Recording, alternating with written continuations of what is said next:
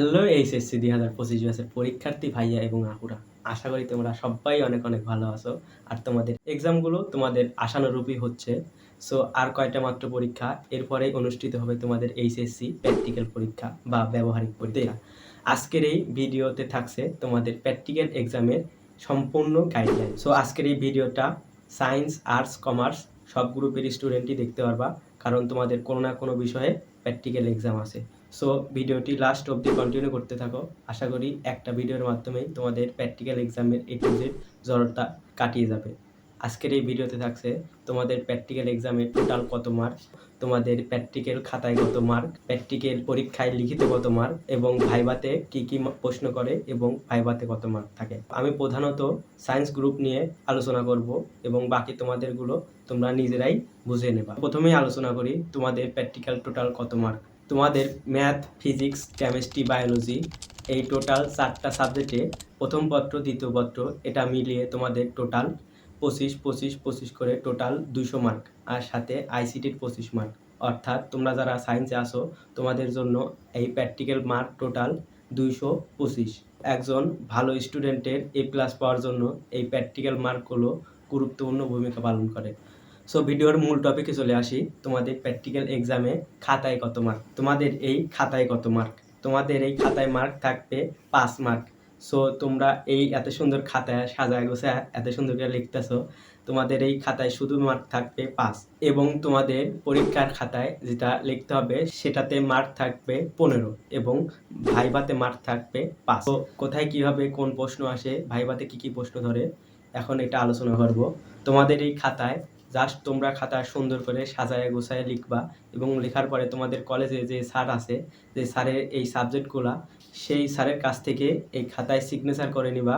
আর তোমাদের practical exam হলে এই খাতা সাথে করে নিয়ে যাবা।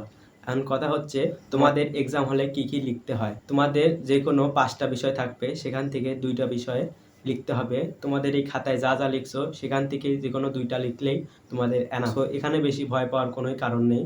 জাস্ট এখানে যা লিখছো জাস্ট একটু সেগুলো ভালোভাবে দেখলেই হয়ে যাচ্ছে। তো এখন আসি ভাইবা। তোমাদের যে কোনো সময় রোল কল করতে পারে, তো যার রোল কল করবে সেখানে তাকে যেতে হবে। ভাইভাতে কোনো ভয় পাওয়ার কিচ্ছু নেই। ভাইভাতে সব কিছুই তোমাদের জানাশোনা টপিকের মধ্যেই প্রশ্নগুলো থাকবে, এবং সেখানে তোমাদের ভাইভাতে যে কোনো ধরনের প্রশ্ন করতে পারে। এটা ভাইভা স্যারদের এখতিয়ার আছে।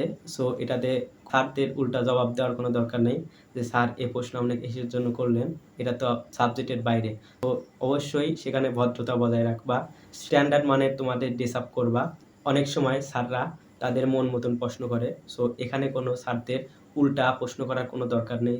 স্যার এ প্রশ্ন আপনি কিসের জন্য বললেন, এটা তো আমাদের সিলেবাসে কিংবা আমাদের এই সাবজেক্টে নেই। তো এগুলো থেকে সবসময় বিরত থাকার চেষ্টা করবা। অবশ্যই স্যারদের মাঝে ভদ্রতা বজায় রাখার চেষ্টা করবা।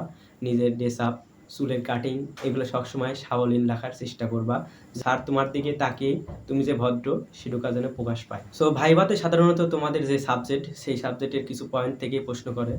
ধরো তুমি আইসিটি প্র্যাকটিক্যাল এক্সাম দিচ্ছ, অর্থাৎ লিখতেছো, সেখানে হয়তোবা স্যার তোমাকে ডাকতে পারে। রোল কল করার সময় তোমার নাম আসলো, সেখানে হয়তোবা ধরতে পারে যে এই টেবিলের কাজ কি, এই অ্যাট্রিবিউটের কাজ কি, কীভাবে টেবিলের লিঙ্ক অ্যাড করে, অথবা ভার্চুয়াল রিয়েলিটির জনককে, এরকম প্রশ্ন ধরতে পারে। সো ভাইবার প্রশ্ন নিয়ে ভয় পাওয়ার কিচ্ছু নেই। যদি না পারো অবশ্যই মুচকে একটা হাসি মুখে রাখবা, স্যার এটা আমি জানি কিন্তু এখন আমি মনে করতে পারতেছি না। জাস্ট এটুকুই। স্যারদের কখনোই বলবে না স্যার আমি জানি না। যদি না পারো সবসময় বলার চেষ্টা করবা স্যার এটা আমি জানি কিন্তু এখন আমার মনে আসতেছে না। তো এই ছিল তোমাদের প্র্যাকটিক্যাল এক্সাম বা ব্যবহারিক পরীক্ষার A to Z ধারণা। সো আশা করি অনেক কিছুই শিখতে পারছো। যদি একটু হলেও কিছু বুঝতে পারো বা শিখতে পারো, তাহলে এই ছোট্ট চ্যানেলটি অবশ্যই সাবস্ক্রাইব করবা। ধন্যবাদ। আসসালামু আলাইকুম।